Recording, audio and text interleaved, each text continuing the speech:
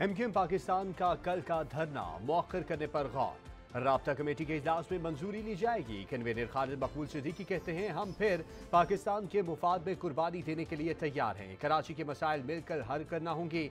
Governor Sindh बोले, peoples party ने तस्लीम कर लिया 53 हलकों में हल्का बंदियां गलत हुई हैं। Naval chief admiral Amjad Khan Niazi का मश्क 2023 में शरीक ममालिक के बहरी जहाज़ों का दौरा। नेवल चीफ को गार्ड ऑफ ऑनर पेश किया गया। एडमिरल अमजद खान नियाजी ने जहाज़ों के कमांडिंग अफसरान और अमले से मुलाकातें की। सरबराह पाक बहरिया को गैर मुल्की जहाज़ों पर खुसूसी ब्रीफिंग दी गई।